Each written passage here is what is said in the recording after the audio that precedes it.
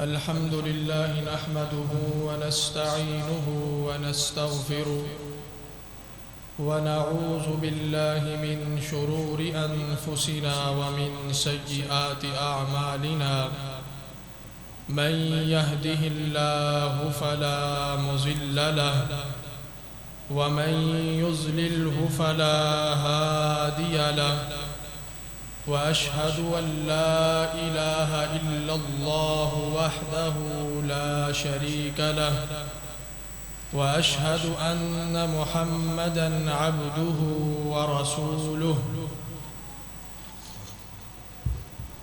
أما بعد فإن خير الحديث كتاب الله وخير الهدي هدي محمد صلى الله عليه وسلم وشر الأمور محدثاتها وكل محدثة بدعة وكل بدعة ضلالة وكل ضلالة في النار.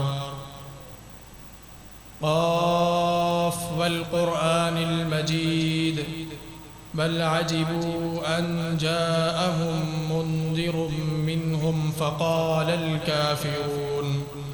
فقال الكافرون هذا شيء عجيب أإذا متنا وكنا ترابا ذلك رجع بعيد قد علمنا ما تنقص الأرض منهم وعندنا كتاب حفيظ بل كذبوا بالحق لما جاءهم فهم في أمر مريج أفلم ينظروا إلى السماء فوقهم كيف بنيناها وزيناها وما لها من فروج والأرض مددناها وألقينا فيها رواسي وأنبتنا فيها من كل زوج بهيج تبصرة وذكرى لكل عبد منيب ونزلنا من السماء ماء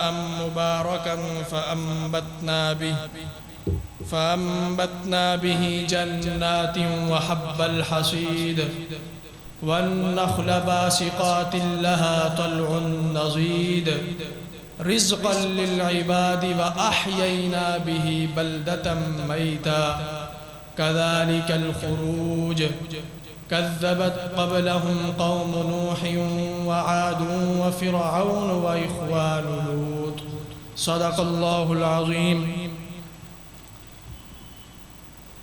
ونبلوكم بالشر والخير فتنة وإلينا ترجعون.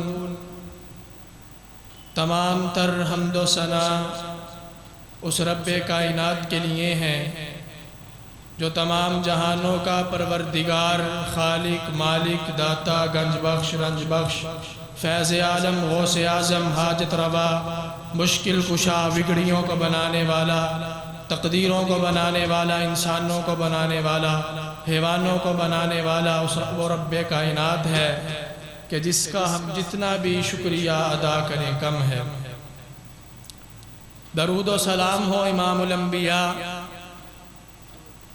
امام الصحابہ، امام القبلتین، شمس الضحیٰ، والی بطحہ، میرے اور آپ کے پیر و مرشد جناب حضرت رسول اللہ صلی اللہ علیہ وآلہ وسلم پر کہ جن کے آنے سے دنیا سے بے شمار رسمیں ناپید ہوئیں، جن کے آنے سے انسان کو دوسرے انسان کی قدر کا پتہ چلا، اس رسول برحق پر بے شمار انگنت لاتعداد درود و سلام ہوں.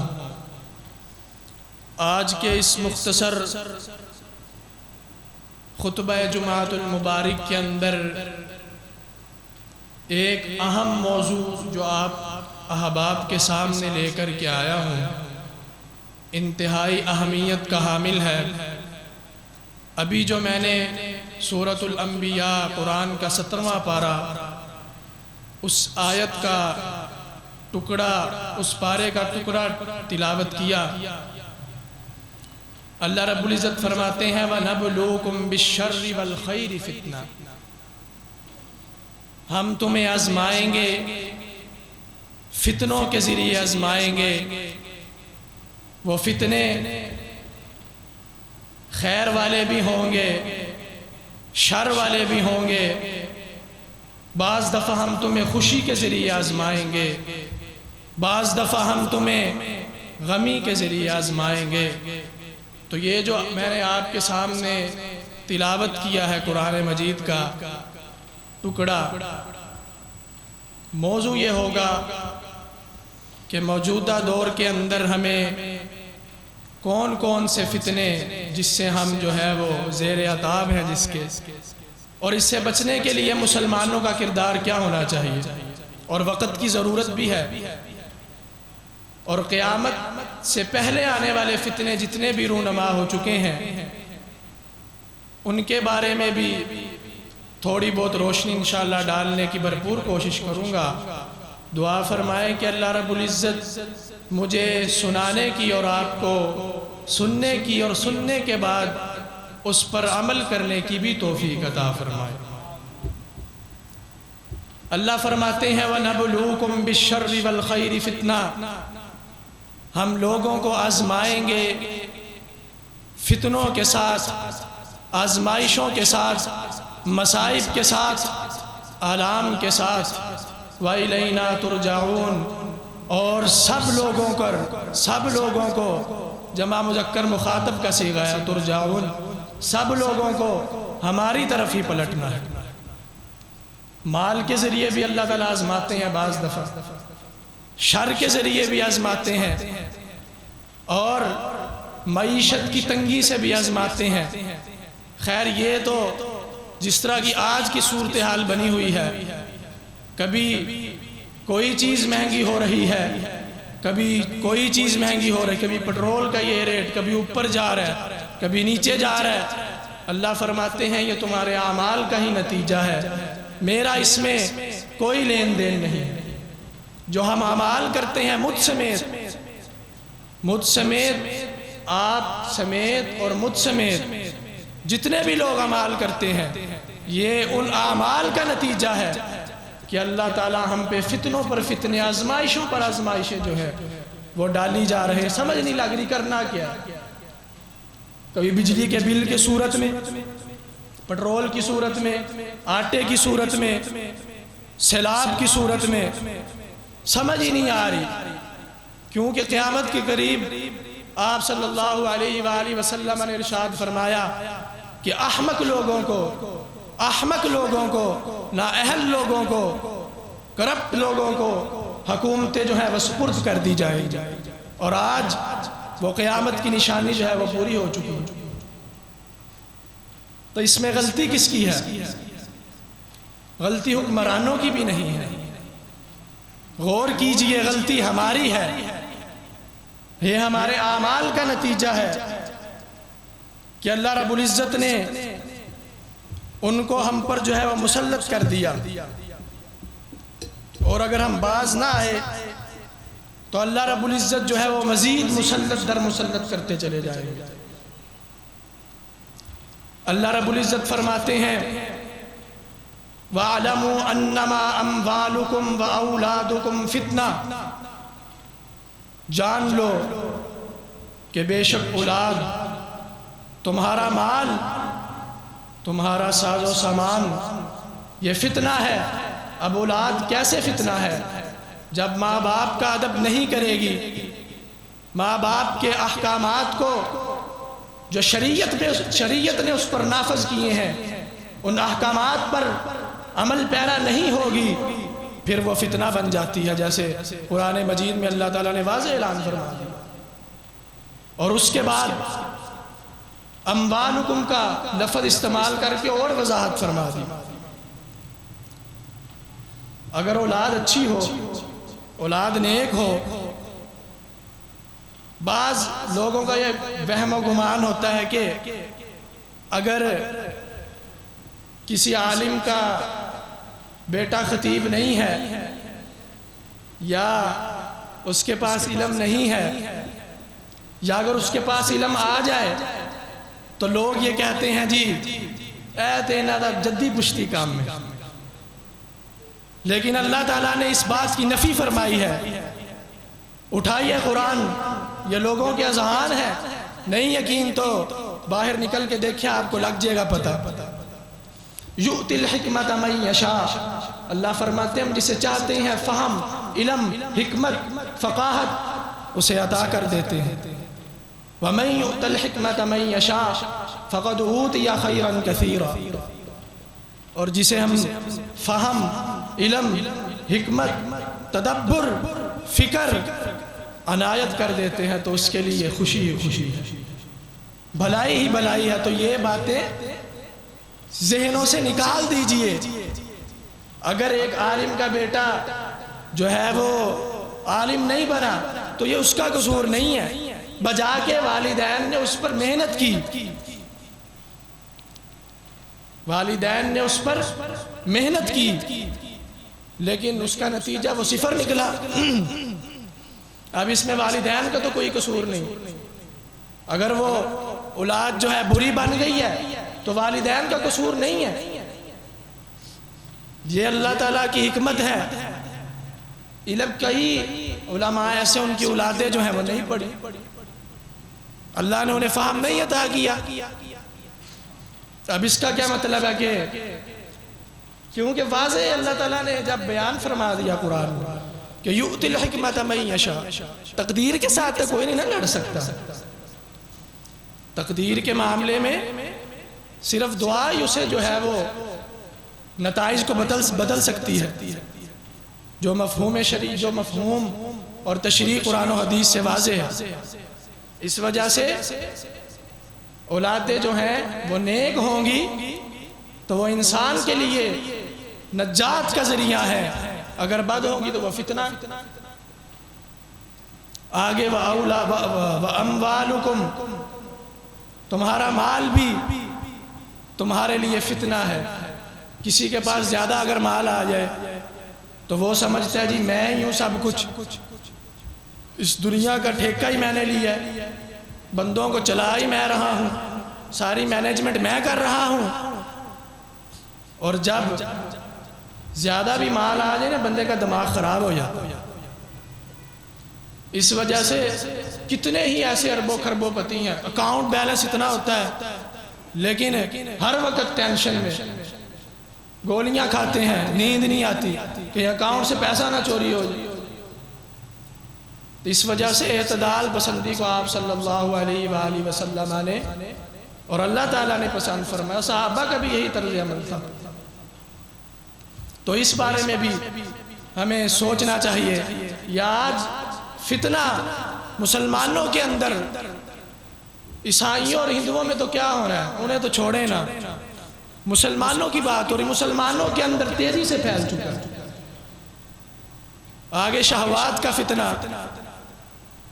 اللہ رب العزت فرماتے ہیں زُيِّنَ لِلنَّاسِ حُبُّ الشَّهَوَاتِ مِنَ النِّسَاءِ، ہم نے مزین کر دیا لوگوں کے لیے۔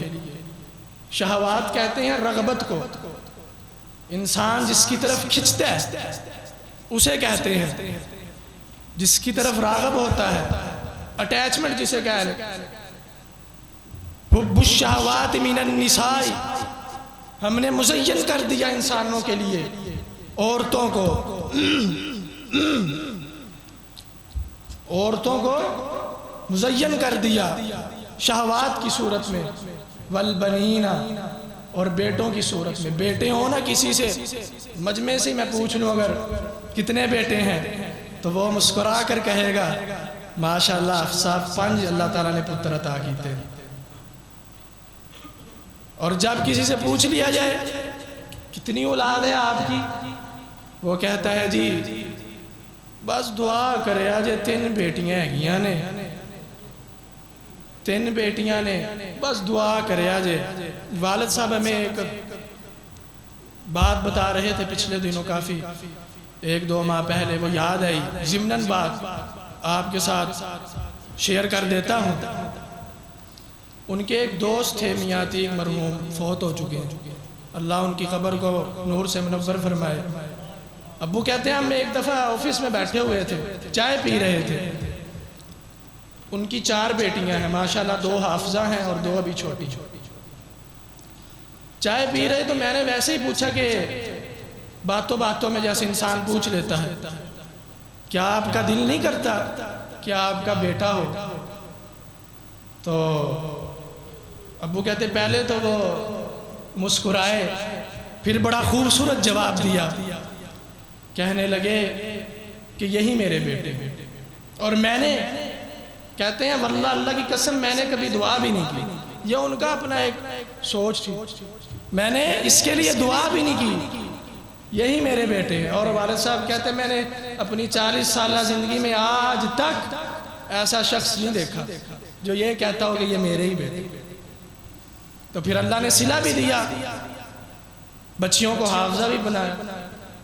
تو اس وجہ سے اللہ تعالیٰ نے یہاں یہ بات فرمائی ہے کہ والبنین کا لفظ استعمال کر کے عورتوں کا بھی لا سکتے تھے، بیٹیوں کا بھی لا سکتے تھے، نہیں لایا کیونکہ اس طرف رغبت کم ہوتی ہے نا، کھچاؤ کم ہوتا ہے، بیٹے کی طرف رغبت زیادہ ہوتی ہے، رغبت زیادہ ہوتی ہے، شہوت زیادہ ہوتی ہے۔ اس وجہ سے یہ لفظ لا کے فرمایا کہ زُيِّنَ لِلنَّاسِ حُبُّ الشَّهَوَاتِ مِنَ النِّسَاءِ وَالْبَنِينَ۔ آگے اللہ رب العزت فرماتے ہیں وَالْقَنَاطِيرِ الْمُقَنطَرَةِ مِنَ الذَّهَبِ وَالْفِضَّةِ، جمع کردہ خزانے سونے اور چاندی ہم نے انسانوں کے لیے مزین کر دیا۔ انسان کی فطرت ہے، مجھ سمیت یہ بھی ایک نکتے کی بات ہے، شاید آپ کو پہلے نہ کسی نے بتائی ہو تو یہ بھی سن لیں۔ یہ جو میں نے چیز سمجھی ہے کہ انسان کی فطرت جو ہے وہ ایک عورت پہ نہیں رہ سکتی، جو میں نے چیز سمجھی، انسان کی فطرت ایک عورت پہ نہیں رہ سکتی۔ اگر ساری دنیا کی عورتیں بھی اس میں سما جائیں تو پھر بھی حاجت باقی رہتی ہے۔ اس وجہ سے والنساء کا لفظ اللہ نے استعمال کیا ادھر، عورتوں کی رغبت زیادہ اور عورتوں کی رغبت شہوت زیادہ۔ والخیل المسومۃ،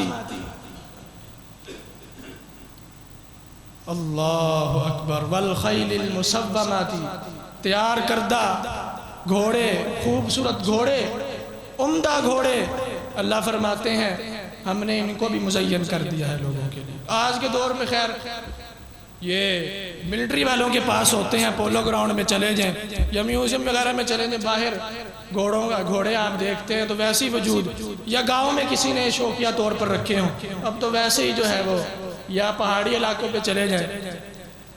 اب اس سے مراد یہاں پر جو میں نے لیا ہے وہ گاڑیاں ہیں، مختلف قسم کی گاڑیاں انسان کو پسند آتی ہے، پہلے مہران سے جاتا ہے، دوسری گاڑی پر، پھر تیسری پر، پھر یعنی لالچ بڑھتا رہتا ہے۔ لالچ جو ہے وہ انسان کا مزید بڑھتا رہتا ہے،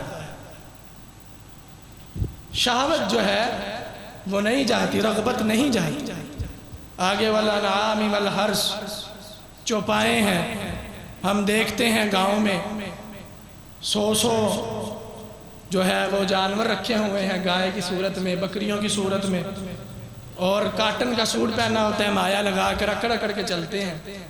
اللہ فرماتے ہیں ہم نے یہ بھی چیزیں مزین کر دی ہیں۔ اور کھیتیاں، جس کی 40 کلے زمین ہو، 10-15 مربع، وہ بھی کہتا ہے جی یہ میری کمائی ہے۔ اللہ کہتے ہیں نہیں، زُيِّنَ لِلنَّاسِ حُبُّ الشَّهَوَاتِ، تیری کمائی تو ہے لیکن ہم نے آزمائش میں مبتلا کیا ہے، تجھے تو کرتا کیا ہے۔ آگے اللہ بہت ہی خوبصورت جملہ ارشاد فرماتے ہیں، سننے کے قابل ہے۔ اللہ فرماتے ہیں ذَلِكَ مَتَاعُ الْحَيَاةِ الدُّنْيَا،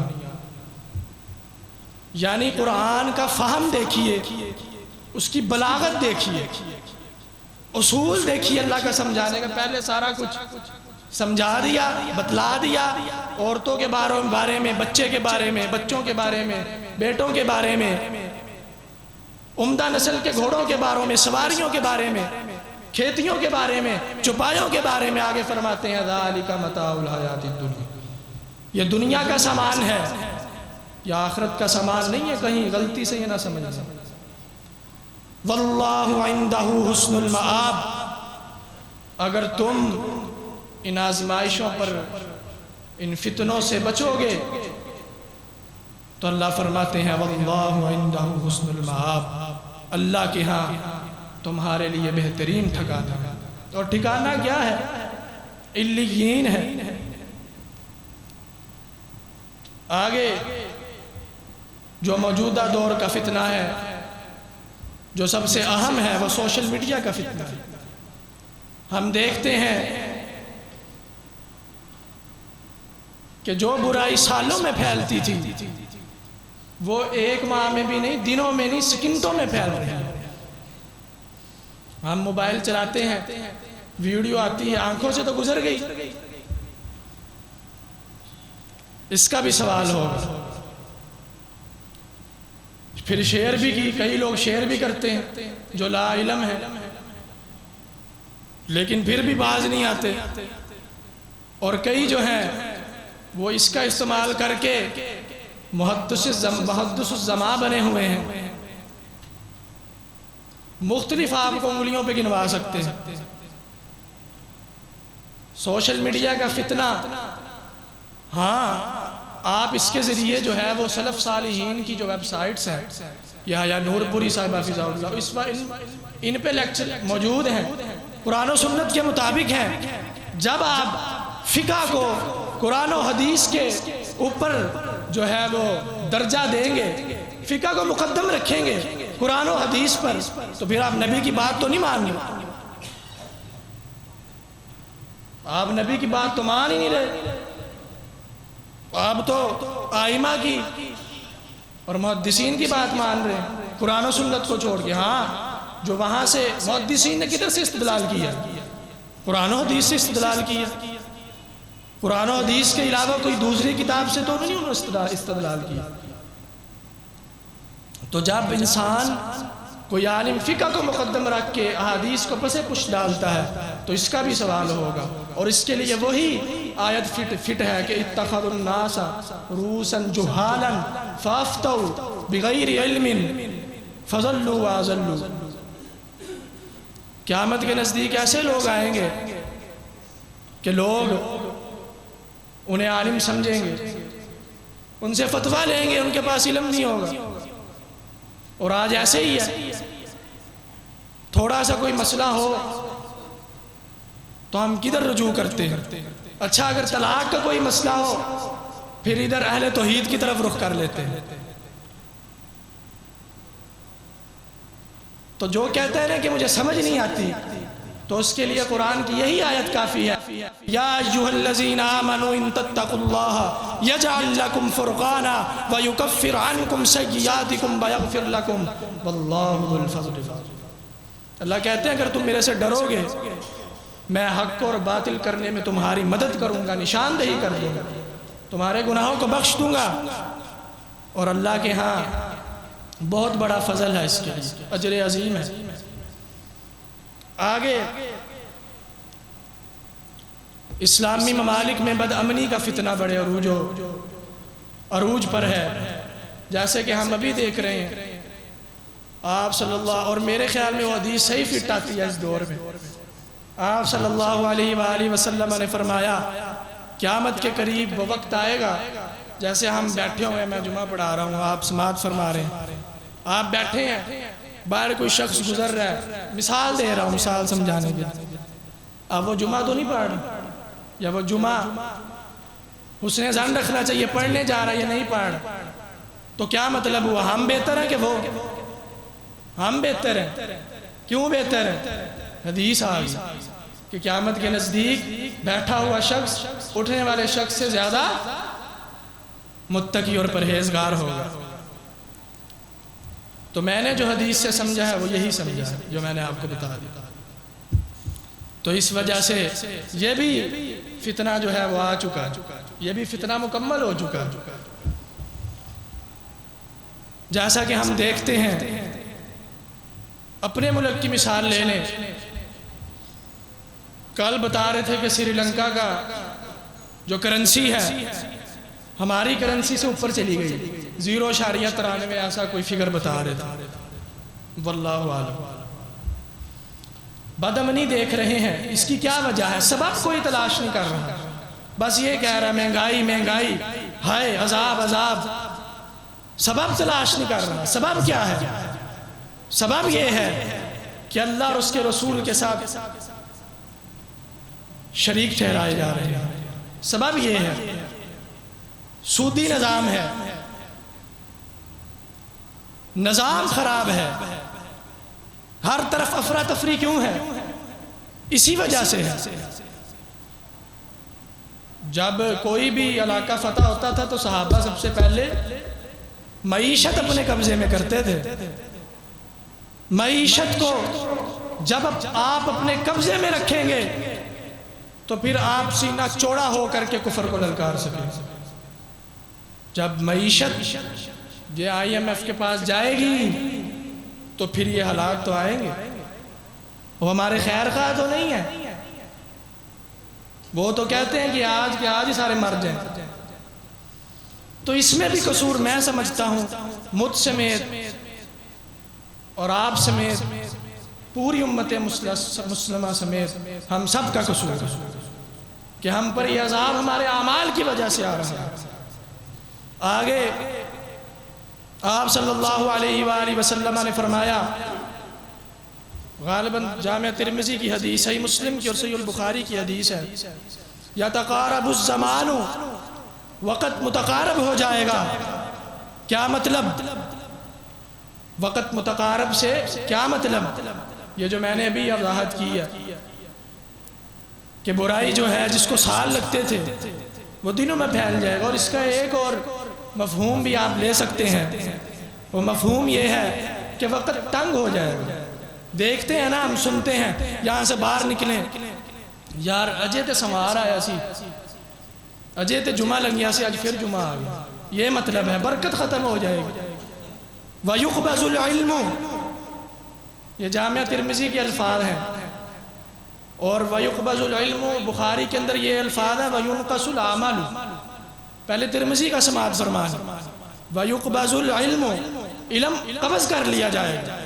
کیا مطلب؟ علم کو اٹھا لیا جائے گا۔ ہم دیکھتے ہیں گنے چنے، میں آپ کو گنتی پہ گنوا سکتا ہوں، انگلیوں کی پوروں پہ گنوا سکتا ہوں کتنے علماء رہ گئے جو صحیح منہج کو بیان کرتے ہیں۔ وَيُقْبَضُ الْعِلْمُ، علم کو اٹھا لیا جائے گا۔ وَيُنْقَصُ الْعَمَلُ، عمل ناپید ہو جائے گا، عمل کم ہو جائے گا۔ اللہ اکبر۔ وَتَظْهَرُ الْفِتَنُ، فتنوں کا ظہور ہوگا۔ اس قدر فتنے ہوں گے، اللہ معاف فرمائے۔ ایک آدمی قبر کے پاس سے گزرے گا، وہ کہے گا کاش میرا ٹھکانہ ہوتا۔ عن نبی ہریرہ رضی اللہ تعالی عنہ قال قال رسول اللہ صلی اللہ علیہ وسلم لا تقوم الساعة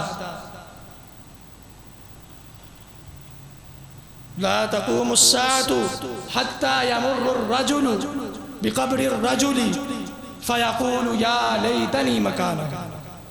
حضرت ابو ہریرہ فرماتے ہیں آپ صلی اللہ علیہ وآلہ وسلم نے فرمایا قیامت تب تک قائم نہیں ہوگی، قیامت تب تک نہیں آئے گی جب ایک شخص اپنے ساتھی کی قبر کے پاس سے گزرے گا، کیا کہے گا؟ یا لیتنی، ہائے کاش مکانہ ہو، یہ میرا ٹھکانہ ہوتا۔ اور ابن ماجہ کی روایت میں اس کی تھوڑی سی وضاحت ہے۔ وضاحت یہ ہے کہ یہ ہم دینداری کی وجہ سے تو نہیں کہتے کہ کاش میں اس قبر میں ہوتا، دنیا کے مصائب سے۔ ابن ماجہ کے اندر یہ اس کی وضاحت ہے، دنیا کے مظالم سے، فتنوں سے، پریشانیوں سے تنگ آ کر وہ یہ الفاظ استعمال کرے گا کہ فَيَقُولُ يَا لَيْتَنِي مَكَانَهُ، کاش میرا ٹھکانہ ہو۔ آگے جو پچھلی حدیث بہت ضمناً حدیث آ گئی تھی، پچھلی حدیث مکمل نہیں ہوئی، وہ مکمل کرتے ہیں۔ آگے آپ صلی اللہ علیہ وآلہ وسلم فرماتے ہیں وَيُلْقَى الشُّحُّ، لوگوں کے اندر لالچ کو ڈال دیا جائے۔ لوگوں کے اندر لالچ کو مزین کر دیا جائے گا۔ وَيَكْفُرُ الْحَرْجُ، اور حرج جو ہے وہ عام ہوگا۔ حرج سے کیا مراد ہے؟ صحابہ نے عرض کیا، آپ صلی اللہ علیہ وآلہ وسلم نے ایک روایت میں آتا ہے 3 بار فرمایا القتل القتل القتل، حرج سے مراد قتل ہے، قتل ہے، قتل ہے۔ آج ہم دیکھتے ہیں، خبروں میں سنتے ہیں کہ فلاں جگہ پر باپ نے بیٹے کو مار دیا، بیٹے نے باپ کو مار دیا، یہ بھی قیامت کی نشانی پوری ہو چکی ہے۔ دوسری خبر سنتے ہیں اس کونے میں یہ مر گیا، اس کا قتل ہو گیا، تو یہ بھی جو ہے وہ نشانی جو ہے قتل و غارت کی، خون ریزی کی پوری ہو چکی ہے۔ آگے اللہ رب العزت فرماتے ہیں الف لام میم، سورۃ العنکبوت، احسب الناس ان یترکوا ان یقولوا آمنا وهم لا یفتنون۔ ان آزمائشوں، یہ جو آزمائشیں جو ہیں یہ لوگوں پر آئی ہیں، یہ کافروں پر تو نہیں آئی، نہ کافروں پر اللہ آزمائش بھیجتا ہے، مسلمانوں پر آزمائش بھیجتا ہے، کیونکہ ہم دعوے دار ہیں۔ لا الہ الا اللہ کا دعوے دار کافر نہیں ہے، عیسائی نہیں ہے، پادری نہیں ہے، یہودی نہیں ہے، لا الہ الا اللہ کا دعوے دار مومن ہے، مومن مسلمان ہے۔ اللہ فرماتے ہیں کیا لوگوں نے یہ گمان کر لیا ہے ایمان لانے کے بعد انہیں یوں ہی چھوڑ دیا جائے گا؟ اللہ فرماتے ہیں وَلَقَدْ فَتَنَّ الَّذِينَ مِن قَبْلِهِمْ، البتہ تحقیق ہم انہیں ضرور آزمائیں گے، اس وجہ سے آزمائیں گے تاکہ ہم حق اور باطل میں فرق کر سکیں، جھوٹ اور سچ کو واضح کر سکیں، علیحدہ کر سکیں۔ آگے آئیے، حضرت امیر معاویہ رضی اللہ تعالی عنہ، ان سے روایت ہے آپ صلی اللہ علیہ وآلہ وسلم نے فرمایا قیامت کے قریب فتنے ہی فتنے ہوں گے۔ ان معاویہ رضی اللہ تعالی عنہ یقول سمعت النبی یقول لم یبق من الدنیا الا بلاء وفتنة، رواہ احمد۔ حضرت امیر معاویہ بیان کرتے ہیں دنیا میں کوئی چیز باقی نہیں رہے گی جس طرح آج کی صورتحال ہے، سوائے فتنوں کے اور آزمائشوں کے۔ ہر طرف ہی افراتفری ہوگی، ہر طرف آزمائش ہوگی، منافقت کے بازار گرم ہوں گے۔ مسلمانوں نے ساری زندگی ایک ہی کام تو کیا ہے، ایک دوسرے کی ٹانگیں کھینچی ہیں۔ اگر کوئی اوپر جانا چاہ رہا ہوتا ہے بلندیوں پر تو اس کی مخالفت شروع کر دیتے ہیں کہ یہ ہم سے آگے نہ گزر جائے، اور جن کی ہم مخالفت کرتے ہیں رات دن، یہاں پر میں کھڑا ہو کر بھی مخالفت کر رہا ہوں یہود و نصارہ کی، وہ ہم سے اس معاملے میں بہتر ہے، خدا کی قسم بہتر ہے۔ وہ کم سے کم اپنوں کی مخالفت نہیں کرتے، جس کا عہدہ، جس عہدے پر وہ براجمان ہونا چاہتا ہے وہ عہدہ اس کو دیتے ہیں، اور یہاں انہیں کل کھو، انہیں کل آ کیوں گیا، نہیں آنا چاہیے۔ تو یہ تو صورتحال ہے، اور پھر ہم یہ دعویٰ کریں کہ ہم جو ہے اسلام کے پورے اصول اور قواعد و ضوابط پر پورا اترتے ہیں۔ الیس منکم رجل رشید۔ آگے آپ صلی اللہ علیہ وآلہ وسلم نے فرمایا قیامت کے نزدیک سب سے زیادہ احمق جو شخص ہوگا، لوگ اسے، زمانے کے لوگ اسے معزز شمار کریں کہ یہ بڑا، آج بھی ایسے ہوتا ہے، یہ سیاست دانوں کی نہیں کسی اور کی مثال لے لیں، جو زیادہ جھوٹ بولتا ہو، فنکار جسے کہتے ہیں، فنکار ہو، فنکاری میں ماہر ہو، لوگ سمجھتے ہیں آئے ہے ہی تے بندہ ہے، اور جو لوگوں کو بتا رہا ہو کہ یار یہ فراڈی ہے، اور تو چپ کر کے بیٹھا ہے، سانو پتہ ہے، تو سمجھا رہا سانو۔ یہ تو صورتحال ہے۔ حدیث سماعت فرمائے عن حذیفہ بن الیمانی قال قال رسول اللہ صلی اللہ علیہ وسلم لا تقوم الساعة حتی اسعد الناس بالدنیا لکع بن لکعین رواہ ترمذی۔ حضرت حذیفہ بن الیمان فرماتے ہیں کہ رسول اللہ صلی اللہ علیہ وآلہ وسلم نے فرمایا قیامت تب تک قائم نہیں ہوگی جب تک احمق شخص کو، بیوقوف شخص کو لوگ جو ہے وہ معزز، دنیاوی اعتبار سے معزز شمار نہ کریں۔ اور آج ایسے ہی ہوتا ہے، ایک عالم جا رہا ہو اور پتہ بھی چل رہا ہو کہ یہ واقعی کوئی عالم جا رہا ہے تو اس کی لوگ عزت ہی نہیں کرتے، اور دنیا دار جا رہا ہو، پیسہ ہو، ٹھاٹ باٹ ہو، لوگ کہتے ہیں اے ہی بندہ ہے۔ اور ایسے ہی علماء سو کا بھی یہی حال ہے، وہ بھی کوئی تگڑے پیسے والا کوئی آ جائے تو وہ بھی سلام کرتا ہے، اٹھ کے ملتا ہے، تو اس کا بھی سب سے پہلے اسے سوال کیا جائے گا، وہ بری ذمہ نہیں ہے۔ ہاں ہماری ذمہ داری آپ لوگوں سے زیادہ ہے، کیوں؟ ہم جو بھی فیل کریں گے، جو بھی عمل کریں گے، یا میرے سے کوئی غلطی ہو تو مجھے نہیں لگتا بلکہ اللہ ماشاءاللہ کوئی ہوگا جو بات نہیں کرے گا۔ حالانکہ ہم کوئی آسمان سے نہیں اترے، یا ہم کوئی اللہ کی نوری مخلوق نہیں ہے، ہم بھی مٹی سے پیدا کیے گئے، ہمارے اوپر شیطان کا زیادہ حملہ ہوتا ہے آپ لوگوں کی بنسبت۔ تو یہاں سے کوئی نکلے اور کہے ہو جی وہ ایویں کردہ سی، تو یہ بھی بات غلط ہے۔ عیبوں کو چھپایا جائے، عیبوں کو چھپایا جائے۔ اس کے متعلق بھی صحیح البخاری کتاب الجنائز میں ایک لمبا واقعہ ہے حضرت ابوبکر صدیق کا، پھر موقع ملا تو بتائیں گے۔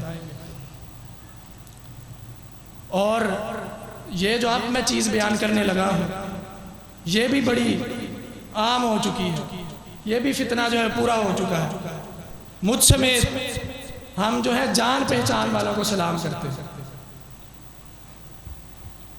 جو ریڑی والا بیچارہ جا رہا ہے، مزدور جا رہا ہے، حضرت صاحب جا رہے ہیں مسجد سے نماز پڑھ کے، بس اپنی آکڑ میں جا رہے ہیں، میں نماز پڑھ کے جا رہے ہیں، سلام نہیں لینا۔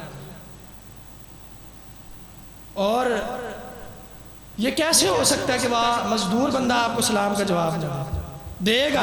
میں نے آزمایا، کئی بار آزمایا۔ حدیث سماعت فرمائے عبداللہ بن مسعود کی، اور حسن حدیث ہے، عن عبداللہ بن مسعود قال قال رسول اللہ صلی اللہ علیہ وسلم ان من اشراط الساعة ان يسلم الرجل على الرجل لا يسلم عليه الا للمعرفة، رواہ احمد۔ آپ صلی اللہ علیہ وآلہ وسلم نے فرمایا، حضرت عبداللہ بن مسعود فرماتے ہیں کہ قیامت کے قریب لوگ صرف جان پہچان والوں کو سلام کریں۔ 95% ہم میں سے ایسے لوگ ہیں، دوسروں کی طرف کیا جانا ہے، مجھے اور آپ کو اپنے گریبان میں جھانکنا چاہیے، ہماری کیا حالت ہے۔ حاجی صاحب نے تھوڑا سا سوٹ پہنا ہو، وہ کہندے نے صرف میں ہی ہاں، سلام جو ہے وہ لینا بھی گوارا نہیں کرتے۔ اور یہی علماء سو کا حال ہے، وہ بھی ایسے سلام لیں گے، ایسے یہ یوں کر کے پورا سلام نہیں لیں گے، اور جو پیسے والا اس کے ساتھ پورا ہاتھ، پورا مسافہ ہو رہا ہوگا ایسے کر کے، تو اس کا بھی سوال ہوگا۔ علماء جو ہیں وہ اس سے بری ذمہ نہیں ہے۔ اگر عوام الناس پہ یہ حدیں لاگو ہیں تو عوام الناس سمیت ہم پر بھی یہ حدیں لاگو ہیں، ہمیں زیادہ سوال ہوگا۔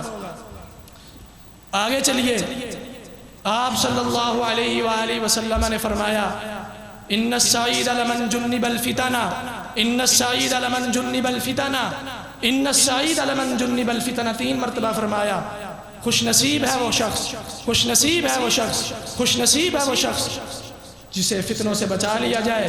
آگے فرمایا وَعَلَى مَنِ ابْتُلِيَ فَصَبَرَ فَوَاهًا، رواہ ابو داود۔ فرمایا جسے فتنوں میں مبتلا کر دیا گیا، ہائے اس کے لیے ہلاکت، افسوس ہے۔ اس وجہ سے آپ صلی اللہ علیہ وآلہ وسلم صحابہ کرام کو یہ تلقین کرتے تھے کہ تعوذوا باللہ من الفتن ما ظہر منها وما بطن۔ حضرت زید بن ثابت کی روایت، کہ پناہ مانگو فتنوں سے جو ظاہر ہیں اور جو باطن ہیں۔ اور جواب میں صحابہ نے کہا نعوذ باللہ من الفتن ما ظہر منہا وما بطن، ہم پناہ مانگتے ہیں جو ظاہری فتنے ہیں اور جو باطنی فتنے ہیں۔ اور آپ صلی اللہ علیہ وآلہ وسلم کو اللہ تعالیٰ نے یہ دعا سکھلائی، فرمایا یا محمد صلی اللہ علیہ وسلم اذا صلیت قبل، جب آپ نماز سے فارغ ہو، فقل، پس آپ کہیں اللہم انی اسألک الخیرات، اے اللہ میں تجھ سے سوال کرتا ہوں، نیک کام کرنے کا سوال کرتا ہوں، وترک المنکرات، اور برائیوں کو ترک کرنے کا سوال کرتا ہوں، بحب المساکین، اور مسکینوں کے ساتھ محبت، شفقت، مودت اور پیار کرنے کا سوال کرتا ہوں، وَإِذَا أَرَدْتَ بِعِبَادِي وَإِذَا أَرَدْتَ بِعِبَادِي فِتْنَةٌ فَاقْبِضْنِي إِلَيْكَ غَيْرَ مَفْتُونٍ، رواہ الترمذی۔ جب تو اپنے بندے کو فتنوں میں مبتلا کرنے کا ارادہ کرے، وَإِذَا أَرَدْتَ، جب تو ارادہ کرے، بِعِبَادٍ، اپنے بندے کے ساتھ، اپنے بندے کو فتنہ فتنے میں مبتلا کرنے کا، فَاقْبِضْنِی، پس مجھے اس فتنے میں مبتلا کرنے سے پہلے ہی میری جان کو قبض کر۔ نماز کے بعد جب نماز سے فارغ ہوتے ہیں اس دعا کو پڑھا کر انسان فتنوں سے محفوظ رہتا ہے۔ اس دعا کو یاد کریں، حصن المسلم کے اندر یا آپ کو دعا مل جائے گی، چھوٹی سی کتاب ہے، پیارے رسول کی پیاری دعا میں ہو سکتا ہے نہ ملے۔ اب جو ہے ان چیزوں سے بچنے کے لیے انسان کو، ایک مسلمان کو کیا کرنا چاہیے؟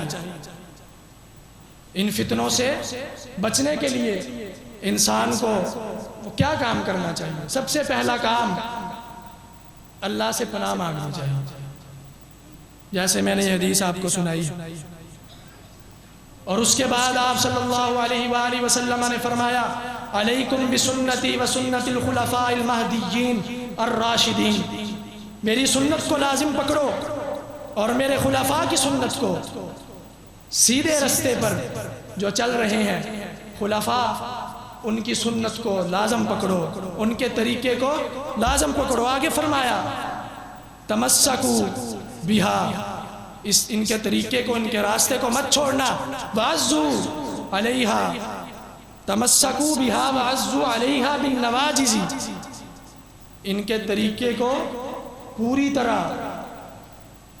مضبوطی کے ساتھ تھامنا، ان کو چھوڑنا نہیں ہے۔ آگے فرماتے ہیں وَإِيَّاكُمْ بِمُحْدَثَاتِ الْأُمُورِ فَإِنَّ كُلَّ مُحْدَثَةٍ بِدْعَةٌ وَكُلَّ بِدْعَةٍ ضَلَالَةٌ۔ آگے فرمایا کہ دین کے اندر نئے کام کرنے سے اجتناب کرنا ہے، بچنا ہے، بدعت کو اختیار کرنے سے بچنا ہے، ہر بدعت گمراہی ہے، فَإِنَّ كُلَّ بِدْعَةٍ ضَلَالَةٌ، بے شک ہر بدعت گمراہی ہے، وَكُلَّ ضَلَالَةٍ فِي النَّارِ، اور ہر گمراہی جو ہے وہ انسان کو جہنم کی طرف لے جاتی ہے۔ حضرات ہمیں چاہیے کہ ہم فتنوں سے بچنے کے لیے صبر بھی کریں، جیسا کہ آپ صلی اللہ علیہ وآلہ وسلم نے فرمایا وَأَنَّ مَعَ الْعُسْرِ يُسْرًا، ہر مشکل کے ساتھ آسانی ہے، وَأَنَّ الْفَرَجَ الْكَرْبِ کربا، ہر تنگ دستی کے بعد خوشحالی ہے، اور وَاعْلَمْ أَنَّ النَّصْرَ مَعَ الصَّبْرِ، صبر کے بعد ہی انسان کو جو ہے وہ مدد ملتی ہے۔